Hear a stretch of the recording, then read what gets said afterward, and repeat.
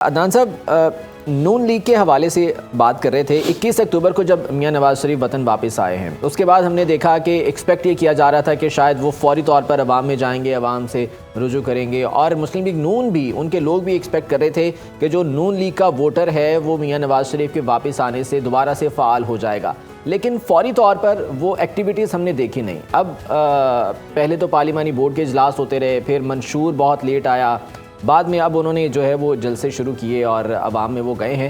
کیا صورتحال رہی اور کیا وجوہات رہیں اتنی دیر سے عوام کے ساتھ رجوع کرنے میں، کہ کس ہچکچاہٹ کا سامنا تھا جس کی وجہ سے وہ نہیں جا رہے؟ ایک سے زیادہ وجوہات ہو سکتی ہیں. ایک تو شاید ان کی صحت اب پہلے جیسی نہیں ہے، ظاہر ہے عمر کا مسئلہ ہے، ان کو متعدد امراض بھی لاحق ہیں. لیکن اس کے علاوہ یہ تھا کہ وہ چاہ رہے تھے کہ پہلے ان کے کیسز ختم ہو جائیں، وہ کلیئر ہو جائیں، جو کہ ختم ہو گئے اور ان کو بری کر دیا گیا. پھر وہ چاہتے تھے کہ ان کے جو سب سے بڑے مخالف ہیں بانی پی ٹی آئی، ان کو جیل ہو جائے اور وہ ان کو سزائیں ہو جائیں.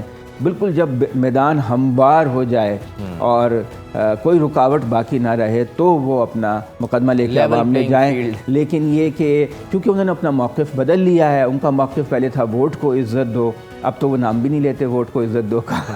تو چونکہ جب لوگ جو ہوتے ہیں نا، موقف بہت اہم ہوتا ہے سیاست میں، ان کا جو موقف بدلا ہے اس کی وجہ سے ان کی جو اپیل ہے وہ کم ہو گئی ہے. بظاہر میرا مشاہدہ یہی ہے، ہو سکتا ہے کسی کو اختلاف ہو. موقف کی آپ نے بات کی ہے، ووٹ کو عزت دو تو نہیں، لیکن جب میاں نواز شریف واپس آئے تھے تو انہوں نے کہا تھا کہ جی ہم انتقام نہیں مفاہمت کی طرف جائیں گے. اور کل ہم نے دیکھا جو آخری جلسہ تھا قصور میں، مریم نواز نے بھی یہی بات کی ہے. تو یہ کیا یہ اس موقف پر اب وہ آ گئے ہیں؟ نہیں، تو بہت اچھی بات ہے. پاکستان کو مفاہمت کی ضرورت ہے. لوگوں کو ڈر ہے کہ اگر وہ اقتدار میں آتے ہیں، اور جس کے چانسز ہیں کیونکہ سرکاری مشینری ان کے ساتھ ہے اور کنٹرولڈ الیکشن ہو رہا ہے، ان کے سب سے بڑے مخالف کو تو آؤٹ کر دیا گیا ہے، تو لوگوں کا خیال ہے کہ پھر وہ اپنے مخالفین پہ سختیاں کریں گے. پہلے وہ ایسا کرتے رہے 90s میں، پیپلز پارٹی کے ساتھ بہت سختیاں کرتے رہے ہیں، میڈیا پہ بھی کرتے رہے.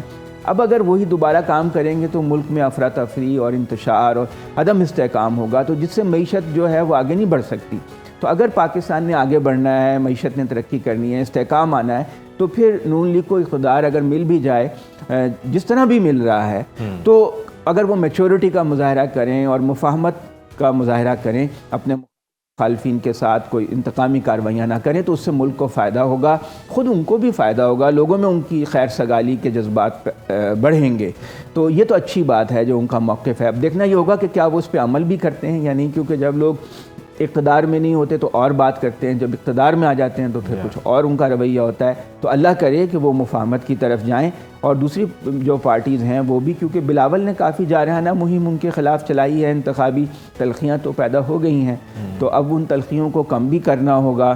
کیونکہ اگر سندھ میں فرض کریں پیپلز پارٹی کی حکومت بنتی ہے، وفاق میں جو ہے نون لیگ کی جیسا کہ توقع ہے، تو پھر ان کے درمیان ایک ورکنگ ریلیشن شپ تو قائم ہونا چاہیے نا، کہ ایسا نہ ہونا کہ ہر وقت سندھ جو ہے وہ وفاق کے خلاف جو شکایتیں کرتا رہے، جیسے پی ٹی آئی کے دور میں کرتے رہتے تھے، ہمیں فنڈ نہیں مل رہے، ہمیں پانی نہیں مل رہا، ہمیں یہ نہیں مل رہا، ہمیں وہ نہیں مل رہا.